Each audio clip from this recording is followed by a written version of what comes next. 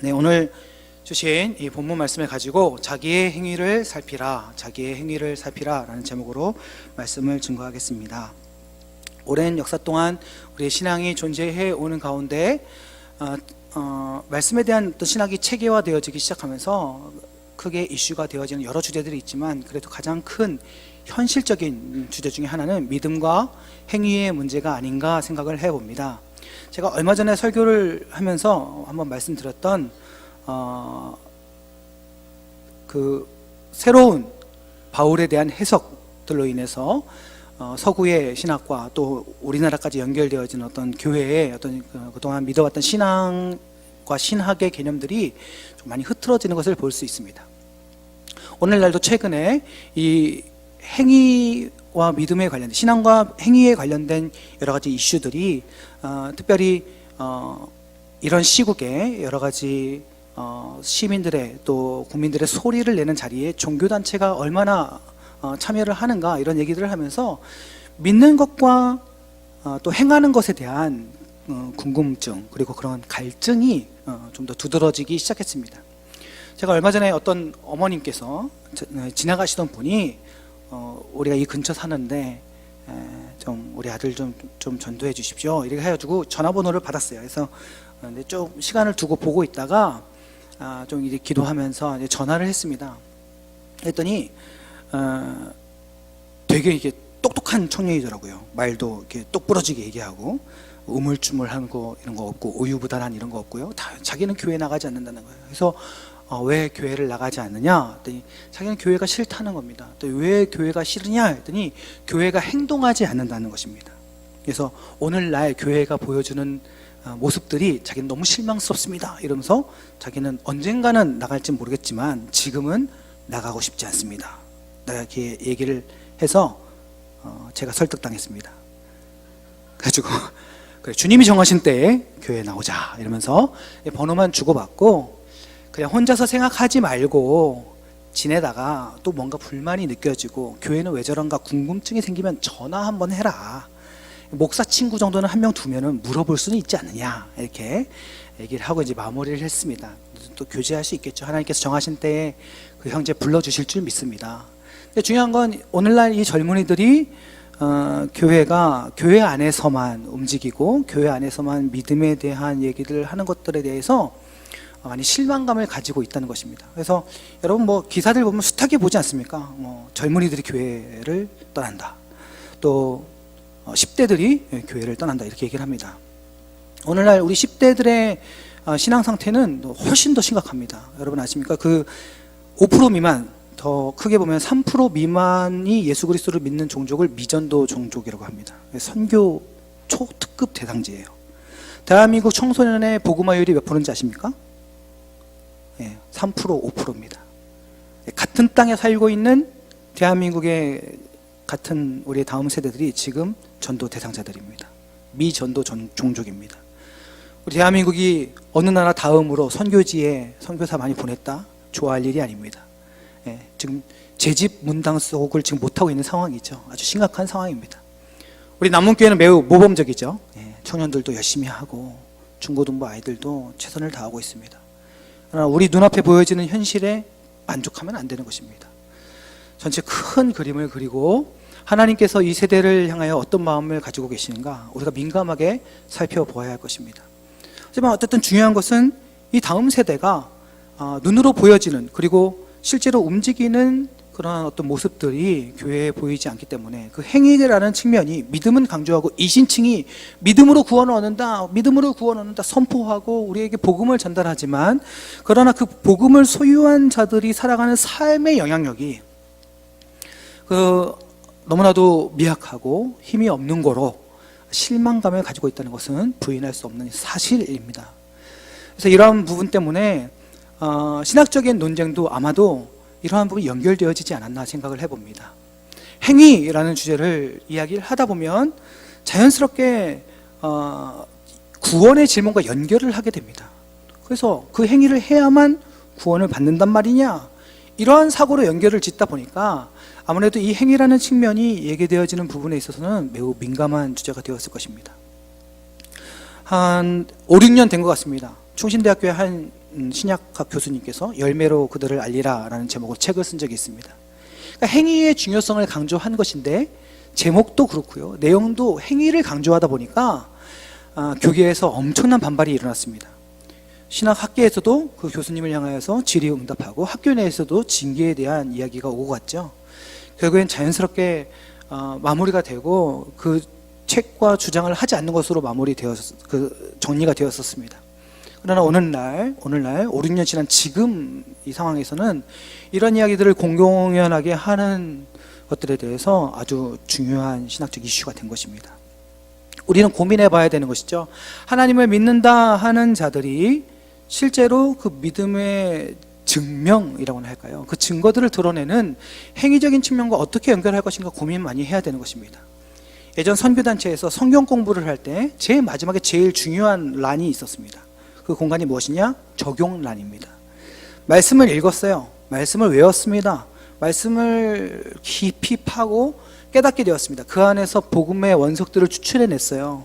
근데 거기서 끝나는 것입니다. 이렇게 되면 사실 고전적인 책, 고서를 읽는 것으로 인한 어떤 만족과 기쁨 있잖아요. 그런 어떤 종교적인 경전을 읽는 기쁨까지는 갈 수 있습니다. 그러나 그 다음에 하나님께서 이것을 가지고 지금 현대를 살아가는 우리들에게 어떤 명령을 주시는가, 이 부분에 있어서는 우리가 고민하지 않았기 때문에 실제적으로 하나님께서 우리가 살아가는 삶에 대해서 요청하시는 바에 대해서는 우리가 묵인하고 가는 그런 과정이 있을 수 있습니다. 그래서 이 적용적인 측면을 하다 보면요, 매우 우리 교육의 좀 약점들이 좀 나타납니다. 사실 대학생들까지도 제가 이 퍼스널 바이블 스터디라는 PBS를 하다 보면 이 단어가 몇 번 반복됐고 여기서 이 문장에서 여기까지 문단을 나누고 이게 어디로 연결되어지며 무슨 뜻이고 이런 건 진짜 잘합니다. 수능 보듯이 착착 빨간 펜으로 찍찍 그어가면서 얼마나 잘하는지 몰라요. 적용을 딱 하잖아요. 그러면 기도를 열심히 해야겠다.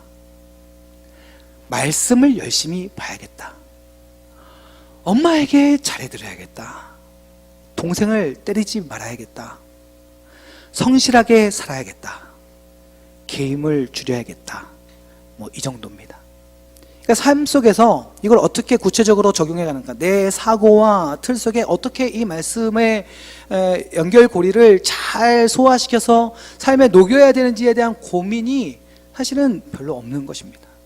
이게 어떻게 보면 한국교회의 약점인 것이죠. 그래서 믿음은 있고 강조하지만 실제적으로 어떻게 드러나야 되는가에 대한 부분에 있어서의 약점을 갖고 있게 된 것입니다. 그래서 오늘날 교회 안에서 이 다음 세대들의 요청에 의해서 드러나는 이 주제라고 저는 생각을 합니다. 행함. 실질적으로 살아계신 하나님의 복음을 가지고 있는 자들이 그 살았고 꿈틀거리며 운동력 있어서 좌우에 날선 어떤 검보다 예리한 것을 가지고 있어서 즉각적인 능력과 그 역사가 드러나는 하나님의 복음과 십자가를 가지고 있는 자들이 그 삶을 살아가는데 그 현실 속에서 어떤 역사가 드러나는가를 이것이 우리 때문이다 말할 수 있는 그런 주장들이 교회 안에 없다면 이거는 이 세대를 향하여서 매우 무기력한 모습을 갖고 있다는 것입니다. 그것에 대한 질문이요, 그것에 대한 이 세대의 요청이라 생각을 합니다. 사랑하는 성도 여러분, 우리가 가지고 있는 복음, 여러분 예수 그리스도의 십자가 다 믿으시죠? 우리가 오늘 이제 외울 말씀처럼 모든 이름 위에 뛰어난 이름이신 예수 그리스도의 이름을 여러분 믿으십니까? 우리의 입술로 시인하며 예수 그리스도를 주라 고백하고 이것이 하나님 아버지께 영광이 될 것을 여러분 믿으십니까? 그렇습니다. 하지만 이 아멘이 여기서 이 글자 아멘으로 끝나서는 안 될 것이고, 여기서 이 예배 속에서의 우리의 주고받는 어떠한 응답으로 여기서 외쳐지는 것으로 끝나서는 안 된다는 것입니다. 여러분, 우리는 이 아멘의 책임을 져야 되는 것입니다. 우리는 이 아멘의 시대의 짐을 져야 되는 것입니다. 그것을 하나님께서 이 마지막 때에 우리 성도들에게 요구하시는 것이 아닌가 생각을 해봅니다. 오늘 본문에 보면 이 학개 선지자는 1차 포로기환의 선지자입니다. 이미 하나님의 말씀이, 하나님의 회복이 선포되어지고 바벨론에 의해서 이스라엘이 멸망하고 남유다가 다 이제 멸망했지만 이 멸망되어진 이스라엘이 멸망되어진 그 이후에 하나님께서 멸망과 더불어 회복과 돌아오게 될 것들을 선포해 주셨잖아요. 그래서 시간이 지나고 하나님의 때가 이르러 드디어 이들이 돌아오게 되는 것입니다. 그래도 남아있던 살아있던 자들 중에서는 과거의 영광을 경험했던 자들이 있어서 기대와 꿈에 부풀었을 것입니다. 다시금 그 성전이 회복되어지고 하나님의 역사가 회복되어질 것들을 기대했을 것입니다. 그리고 돌아옵니다. 그리고 그 성전을 회복하기 시작합니다. 그런데요, 형편이 없는 거예요. 옛날에 비하면 재료도 충분하지가 않고요, 만만치가 않고요. 옛날의 모습을 상상하면서 다음 세대들에게 설명하고 하나씩 만들어가기는 하는데 그것이 한다고 하지만 잘 이루어지지 않는 것입니다. 상황이 어렵습니다. 게다가 방해하는 자들이 있습니다. 여러분, 다른 선지서를 보면 이걸 방해하는 자들이 있습니다. 계속적으로 그 성전의 회복, 하나님의 나라의 회복을 방해하는 수많은 사람들, 외적인 방해로 인해서 어려움을 겪기 시작합니다. 그러한 가운데 매너리즘에 빠지기 시작하는 것이죠. 이게 정말 맞는 것인가? 이것을 재건해서 뭔가 유익이 있는 것인가? 과연 우리가 재건했을 때 예전의 우리의 영광을 다시금 재현할 수 있겠는가? 이런 매너리즘, 이런 질문에 빠지기 시작하면서 점점 연약해지기 시작하는 것입니다. 하나님께서 우리에게 은혜를 주셨죠. 복음을 주십니다. 성도를 통해서 하나님께서 행하실 일들을 교회 속에서 말씀으로 듣고 우리가 묵상하는 가운데 하나님의 음성을 듣는 것입니다. 그러나 그것을 들고 돌아서 우리의 현실로 갔을 때 우리의 현실이 만만치 않은 것입니다. 좀 은혜 받고 좀 하나님 앞에 기도하고 부르짖고 출근했으면 좀 상황이 바뀌고 저 원수 같은 사람이 좀 바뀌고 나를 괴롭혔던 사람이 좀 바뀌고 뭔가 좀 나아지면 좋겠는데 그렇지 않은 것이죠. 현실이 우리들에게 무겁게 다가오는 것입니다. 우리의 믿음이 여기서 선포되어지고 믿는 자는 구원을 받는다, 아멘 하고 우리의 감정적인 고백들로 하나님 믿습니다 하고 나아갔지만 정작 그것이 우리의 현실로 들어가서 실질적인 현상들과 싸울 때 아무런 도움이 되지 않는 것입니다. 그렇게 되었을 때 나타나는 현상이 무엇이냐? 여러분, 이것으로 우리를 진단해 보기 원하는데요. 그랬을 때 나타나는 현상이 보시죠. 말씀하십니다. 2절 보시면, 4절 보시면 이 성전이 황폐하였거늘 너희가 이때에 판벽한 집에 거주하는 것이 옳으냐? 여러분, 판벽한 집이라는 거 영어로 보시면 판넬 하우스 이렇게 나옵니다. 그래서 좀 더 의역하는 것을 보면 럭셔리 하우스 이렇게 나오고 있거든요. 그러니까 이게 뭐냐? 열심을 내어서 하나님의 성전을 재건하라고 포로를 귀환시키고 하나님께서 역사와 때를 향해서 이제 이스라엘 백성들을 귀환시키시는데 하나님의 나라를 다시금 세우라고 그 백성들을 이렇게 부추기고 응원하고 계시는데 이들이 상황 속에서 무너지니까 점점 어떤 일이 벌어지냐면 자기의 열심과 성을 다하여서 하나님의 성전을 지어야 될 것들로 자기의 집을 짓고 있는 것입니다.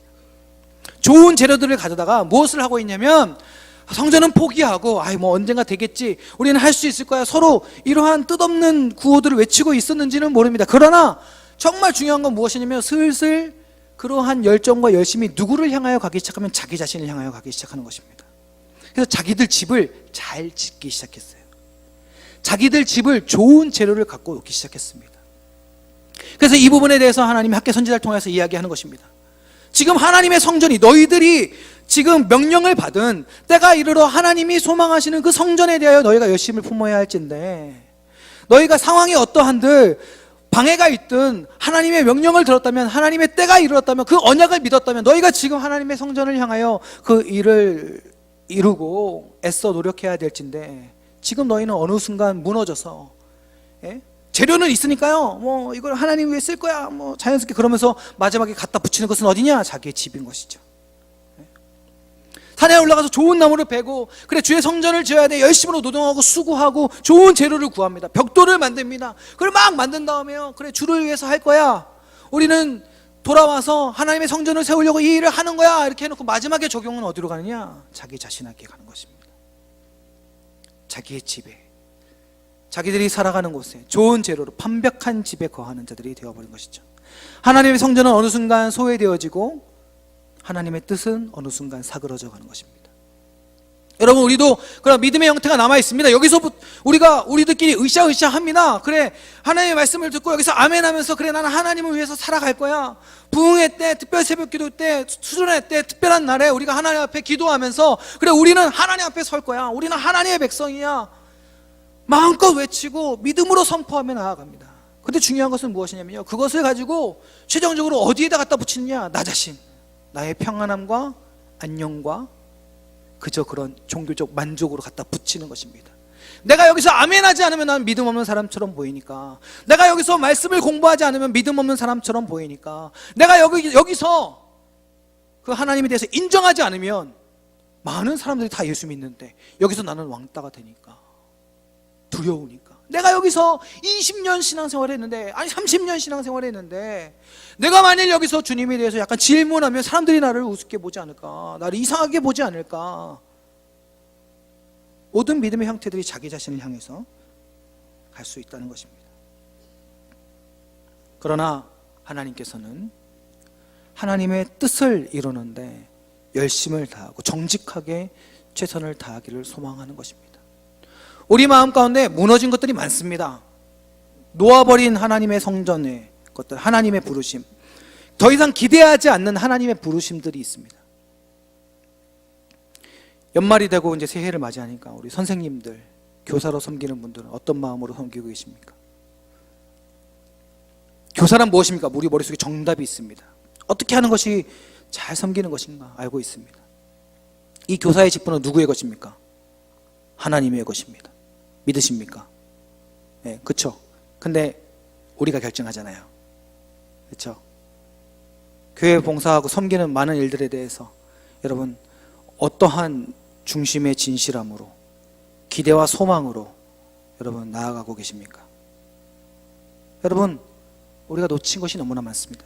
그러나 사실은 하나님 앞에 늘 기도해야 되는 것은, 하나님, 우리를 부르셨던 그 부르심에 대해서 내가 믿음으로 반응한 것에 대한 이 첫마음을 잊지 않도록 도와주십시오. 어느새 그것이 내 것이 되어서, 그렇죠? 내 기준으로 판단하고 내 것으로 판단합니다. 이것은 하나님의 부르심을 믿는다면 우리가 하나님의 뜻에 순종해야죠. 적어도 우리의 하나님이 직접적으로 눈앞에서 말씀하셔야 된다고 믿는다면 적어도 그 응답을 받기 위해서 씨름해야 되는 것 아닙니까? 잖아요. 하나님이 직접 말씀하셨으면 좋겠어. 하지만 직접 말씀하실 때까지 기도한다는 사람은 아무도 없습니다. 그렇잖아요. 우리의 소망이 어디 있습니까? 우리의 바람이 어디 있습니까? 여러분, 다 이것이 하나님께로 가야 하고 하나님께 소망을 두었던 그 믿음의 방향성들이 어느새 우리 자신에게로 돌이켜져서 예배를 드리는 것도, 철야 기도를 하는 것도, 많은 헌금을 드리는 것도, 여러 가지 모양으로 삶의 봉사와 헌신을 드리는 것도 어느새 판벽한 집이 되어서 우리 자신을 위한 일들로 변질될 수 있다는 것입니다. 사랑하는 성도 여러분, 우리는 참 믿음의 본질들을 돌아보며 그것을 위하여 애쓰고 씨름할 필요가 있습니다. 여러분, 이러한 백성들을 향하여 하나님께서 학계 선지자를 통하여서 그들에게 권고하였던 말씀이 무엇이냐? 자기의 행위를 살피라는 것이었습니다. 여러분, 5절에 보십시오. 그러므로 이제 만군의 여호와가 이같이 말하노니 너희는 너희의 행위를 살필지니라. 그렇습니다. 상황에 핑계가 있습니다. 주변이 어려워요. 성전에 대한 기대는 있습니다. 주님, 저는 하고는 싶습니다. 하지만 계속적으로 상황에 대한 핑계를 놓으면서 흐지부지하게 놓아가고 있습니다. 그러나 어디는 살찌워지고 있어요? 우리 집, 나를 향한 일에는 열심으로 좋은 재료 다 가져다가 하는 것입니다. 그러나 그것조차도 신앙과 그동안 해왔던 우리의 믿음의 관습, 그리고 많은 사람들의 눈치를 보는 어떤 신앙적인 형태들로 우리 안에서 포장되어질 수 있다는 것입니다. 그런 우리들을 향해서 주님께서 얘기하시는 것이죠. 자기 행위를 살피라. 7절 보십시오. 만군의 여호와가 말하노니 너희는 자기 행위를 살필지니라. 이 믿음의 모습이, 이 종교적인 우리의 고백과 형태가 하나님께서 진실로 기뻐하시는 것인가? 여러분, 우리는 질문해 보아야 됩니다. 교회에서 여러 사람들이 우리의 믿음의 순종과 모습들을 보면서 칭찬할 것입니다. 그리고 애쓰고 수고하시는 분들에 대한 노력과 신앙의 고백들에 대해서 폄하하고자 하는 것이 아닙니다. 여러분, 그러나 주님께서는 우리 모든 사람 한 사람 한 사람에게 진지하게 이야기하시는 것입니다. 우리는 우리 스스로를 돌아보아야 되는 것입니다. 여러분, 행위는 믿음을 확증할 수는 없습니다. 그렇잖아요. 11조 잘 내고 있다고 해서 이 사람이 구원받았다 이렇게 말할 수는 없는 것입니다. 그러나 믿음이 있다면 행함이 있게 되어지는 것입니다. 어떤 사람은 그래서 이 행위로 믿음을 판단할 수 있지 않은가 이렇게 얘기를 합니다. 그러나 저는 이 판단이라는 단어보다 진단이라는 단어를 쓰고 싶습니다. 의사가 모든 병명을 다 맞추는 거 아닙니다. 그렇죠? 때론 오진할 때도 있어요. 그러나 그가 가지고 있는 의학적 지식과 판단으로 진단해 볼 수 있습니다. 그러면서 점점 병을 고쳐나가기 시작하는 것이죠. 여러분, 행위가 구원을 보장하지는 않습니다. 그러나 그 행위가 우리의 믿음을 진단해 볼 수는 있게 합니다. 우리의 행실이, 우리의 믿음의 고백이 하나님 앞에 진실한 것인가? 만일 우리가 우리 스스로 신앙적인 태도들을 통하여서 우리 안에서 종교적인 만족으로 끝내고 정작 살아계신 하나님께서는 어떠한 마음으로 이 모든 상황들을 계획하고 계시고 또 이끌고 계시는가에 대한 관심이 없다면 여러분, 우리는 우리 스스로 돌아봐야 되는 것입니다. 여러분, 저를 포함하여 우리 모두가 각자가 스스로 중심을 돌아보아 하나님과 이 주제에 대해서 씨름할 수 있어야 되는 것입니다. 저는 그렇게 생각합니다. 이렇게 해서 또다시 결국 적용하는 현실이 지금과 똑같은 모습일 수 있습니다. 그러나 하나님과 더불어 씨름하여 나아갈 때 마치 야곱이 모든 것을 보내고 나서 결국에는 하나님밖에 붙들 것이 없어서 하나님과 씨름하잖아요. 어차피 형 앞에 나가서, 저는 그렇게 생각합니다. 그냥 야곱이 에라 모르겠다 그냥 나갔어도 아마 형은 야곱을 잘 품어줬을 거예요. 저는 그렇게 생각합니다. 그런데 차이점이 무엇이냐? 야곱이 하나님과 씨름하여 그 하나님을 충만히 품은 그 가운데 나아갔다는 것입니다. 여러분, 그것이 차이가 있습니다. 그래서 그 인생을 하나님이 붙들어주고 주관하셔서 그를 통하여 언약을 이루어 가시는 하나님의 놀라우신 그 크신 계획을 깨닫게 되는 기회가 된 것이죠. 우리가 적용하는 것이 똑같을지라도 설령 우리가 혹시나 우리 자신을 깊이 돌아보지 못해서 행위적인 신앙생활을 했던 것과 똑같이 우리가 깊이 주님을 묵상하고 만났는데도 그 다음에 똑같을지라도 우리 주님과 더불어 한 믿음의 행위는, 우리 신앙의 고백들은 성령께서 역사하시고 주인 되셔서 함께 하시는 그 은혜를 공동체가, 그리고 이 교회가 속해 있는 지역사회와 또 우리 한국교회를 바라보는 이 땅의 모든 믿지 아니하는 자들의 눈 속에 확증되어 그 하나님의 일하심이 드러나게 되는 줄 믿습니다. 여러분, 은혜의 누림. 그래서 우리 주님께서 우리들에게 간구하는 것은 성령의 충만함이었잖아요. 성령의 충만함을 구하라. 성령의 충만함을 구하라. 주님이 승천하신 이후에 주님의 제자들도 기도하면서 결국 바랐던 것은 성령의 충만함이었습니다. 여러분, 자기 행위를 살피며 이것의 진정성을 돌아보고 우리 주님께서 이 남문교회, 그리고 그 남문교회에 속한 주의 백성으로 부르신 그 부르심에 우리가 깊이 묵상하고 하나님의 부르심을 깨달았을 때 여러분, 교회는 참 교회로서의 권능을 드러내게 되는 줄 믿습니다. 사랑하는 성도 여러분, 제가 이렇게 말을 했지만 이것을 다시 또 현실로 가지고 들어가면 이게 되게 미묘하기 때문에 그 차이를 별로 구별하지 못하실 수 있습니다. 적용 한 가지는 이것입니다. 하나님께 늘 묻고 늘 그 하나님께서 응답하실, 그 응답이라는 것은 무엇이냐면 하나님께서 정말 친밀하게 나와 함께 하시는구나, 지금 나와 동행하시는구나의 이 어떤 충만한 경험과 느낌인 것입니다. 여러분, 내가 이것이 아니고서는 내가 움직이지 않겠다, 이 믿음의 고백이 우리 가운데 넘쳐났으면 좋겠습니다. 그리함으로 우리의 기도가 진짜 기도고 우리의 헌신이 진짜 헌신이고 우리의 예배가 진짜 예배가 되어서 이 남문교회가 진짜 교회가 되어지는 주님의 역사가 우리 가운데 있기를 간절히 소망합니다. 우리 행위를 돌아보아 하나님이 기뻐하시는 믿음의 인생 되시기를 주님의 이름으로 간절히 축원합니다.